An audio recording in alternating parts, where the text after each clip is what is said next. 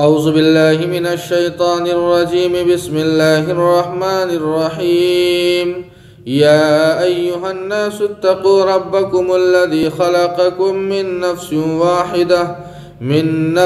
واحدة وخلق منها زوجها وبث منهما رجالا كثيرا ونساء واتقوا الله الذي تساءلون به والأرحام ان اللہ کان علیکم رقیبا۔ شروع اللہ کے نام سے جو بے حد مہربان اور نہایت رحم کرنے والے ہیں۔ اے لوگو، اپنے پروردگار سے ڈرو جس نے تم کو ایک ہی جان سے پیدا کیا ہے اور اسی سے اس کا جوڑا بنایا ہے، اور ان دونوں سے بہت سے مرد اور عورت پھیلائے ہیں، اور اللہ سے ڈرتے رہو جن کا واسطہ دے کر ایک دوسرے سے سوال کرتے ہو، اور قرابتوں کے بارے میں بھی اللہ سے ڈرتے رہو، بے شک اللہ تم لوگوں پر نگراں ہے۔ ناظرین، یہ قرآن پاک کی چوتھی سورہ ہے۔ اس کے اندر 176 آیات ہیں۔ اس سورہ کا نام سورہ نساء ہے۔ نساء کے معنی عورتوں کے ہیں۔ چونکہ اس سورہ کے اندر اللہ تعالیٰ نے عورتوں کے متعلق بہت سارے احکامات بیان فرمائے ہیں، اسی لیے اس سورہ کا نام سورہ نساء رکھا گیا ہے۔ قرآن پاک نے عورتوں کو یہ اعزاز بخشا ہے کہ اس بڑی سورہ کو عورتوں کی طرف منسوب کیا ہے، جبکہ قرآن پاک کے اندر مردوں سے منسوب رجال نامی کوئی بھی سورہ نہیں ہے۔ یہ پوری کی پوری سورہ مدینہ منورہ میں نازل ہوئی ہے۔ خود ام المؤمنین حضرت عائشہ رضی اللہ عنہا کہتی ہے کہ یہ پوری سورہ میری موجودگی میں نازل ہوئی ہے۔ اس سورہ کا آغاز انسانی وحدت کے تصور سے ہوتا ہے۔ اس سورہ کے اندر اللہ تعالیٰ نے انسانی حقوق، عورتوں کے حقوق، وراثت کے مسائل وغیرہ بیان فرمائے ہیں، جو بہت تفصیل سے اللہ تعالیٰ نے ذکر فرمایا ہے۔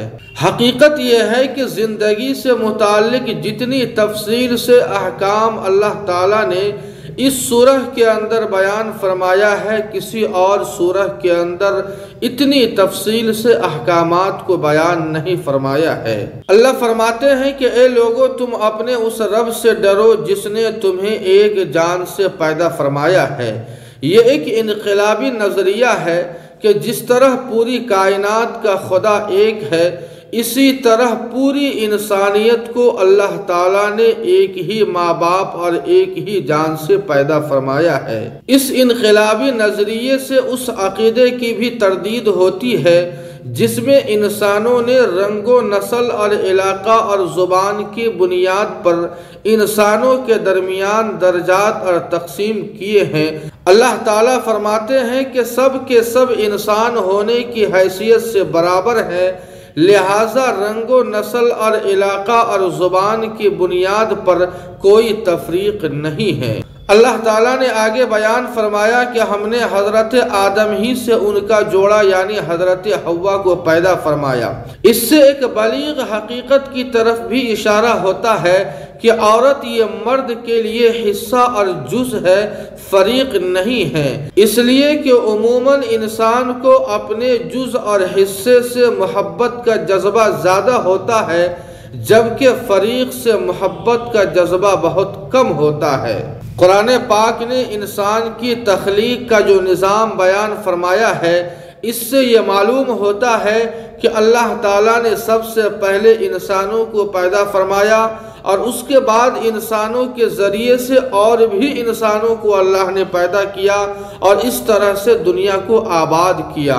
ایسا نہیں ہے کہ اللہ تعالیٰ نے انسانوں کو بندر کے ذریعے سے پیدا فرمایا کہ انسان پہلے بندر تھا اور بندر سے اللہ نے انسانوں کو پیدا کیا ہے، جیسا کہ ڈراؤن کا نظریہ ہے۔ اس سے اس عقیدے کی تردید بھی ہوتی ہے۔ اللہ تعالی ہم سبوں کو صحیح سمجھ عطا فرمائے۔ وما علینا الا البلاغ۔